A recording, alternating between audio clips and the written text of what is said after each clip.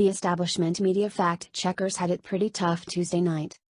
To begin with, they went into the State of the Union knowing they no longer have any credibility with the public, and they came out of it forced to lie or pound out a series of tedious nitpicks. Or, in the case of the far-left Washington Post's Glenn Kessler, had to pretend the sexual assault of migrant women isn't as bad as Trump made it sound. Here are the 9 worst media fact-checks of President Trump's State of the Union speech. New York Times caught fake newsing. The New York Times labels as false Trump's statement about illegal border crossings being an urgent national crisis. But it's only after a paragraph of pedantic blah, blah, blah that the far-left Times finally admits a record number of families have tried to cross the border in recent months, overwhelming officials at the border and creating a new kind of humanitarian crisis. In other words, Trump told the truth, but the Times is counting on you not making it through all the blah, blah, blah to find that out. To which Politico replies, whoa there, Hoss.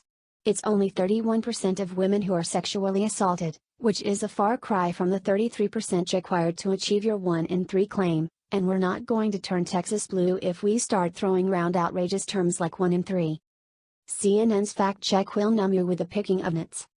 CNN's fact-check of Trump's speech is so tedious, so pedantic it makes a trip to the DMV feel like a carnival ride. Here's a favorite example.